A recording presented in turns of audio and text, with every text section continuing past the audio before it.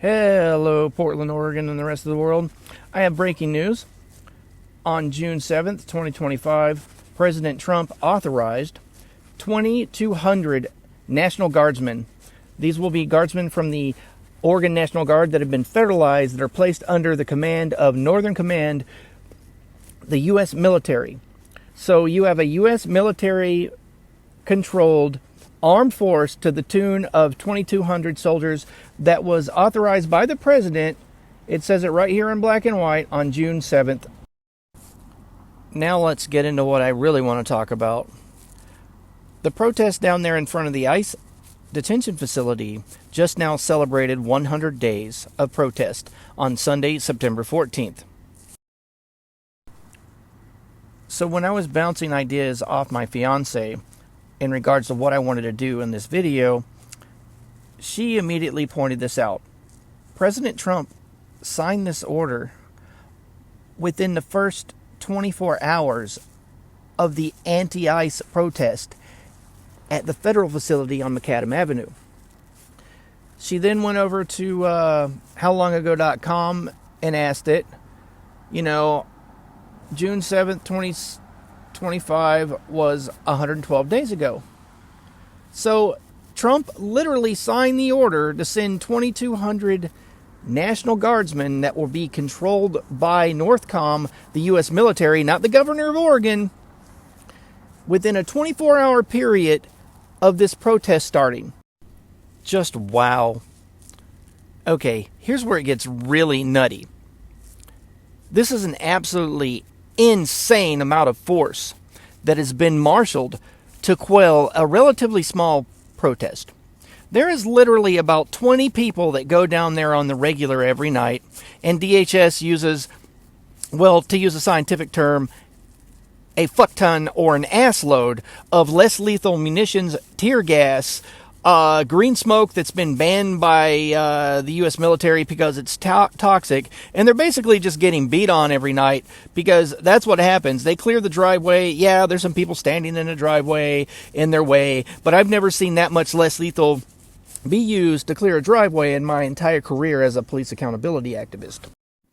So if we're doing a head count, 20 protesters max that show up there on the nightly. So 2,200 soldiers controlled by NORTHCOM, the U.S. military, versus approximately 20 protesters that go there nightly. Okay, that is 100 soldiers to every one protester. That is absolutely batshit insane. Here's another fun fact. Let's have a look at how many police officers there are in Portland, Oregon, and the size of the community that I live in that Trump is absolutely went off on like some kind of tyrant out of a bad sci-fi movie. Let's have a look at those numbers, shall we? Depending on which resource you want to look at, this says 1,000 sworn personnel and 350 professional staff members throughout 3 precincts make up the Portland Police Bureau, the largest police agency in Oregon.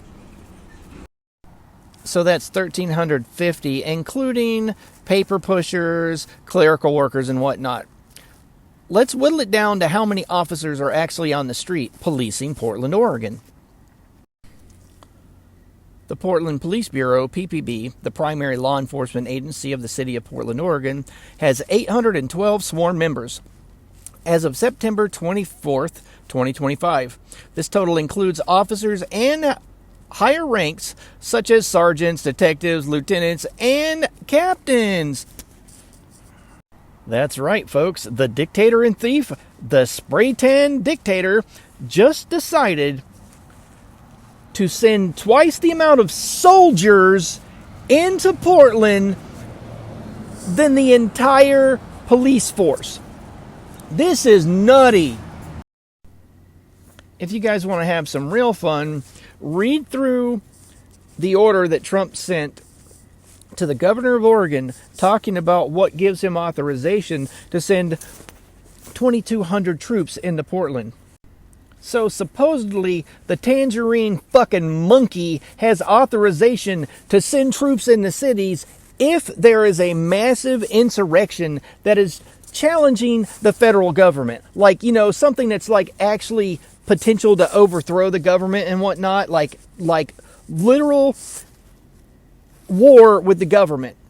That's the criteria. Well, guess what? There is no insurrection. There is no massive civil unrest in Portland, Oregon. There's a tiny little protest that takes up 1 city square block. Yeah, there's been a couple officers hurt during the scuffles on days when there's more people down there than 20, but those are few and far between. This is absolutely nuts. What this actually has to do with is there was large-scale civil unrest in Portland 5 years ago in 2020, and Trump sent BORTAC in there. In my city, Border Tactical, they're an elite police unit of the federal government. So yeah, back in 2020, there was a massive clash between federal agents over the federal building downtown and the Trump administration. And ever since, this giant man baby that can't let go of a grudge has had it in for my town.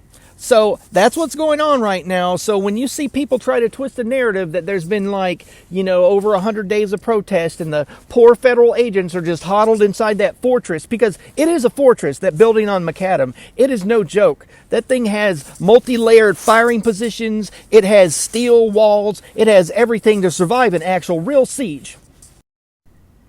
So the diaper in chief has his little grudge, and it's going to play out in the form of a publicity war to drum up his inbred, racist, Peckerwood, hillbilly base to, like, oh yeah, you own them libs.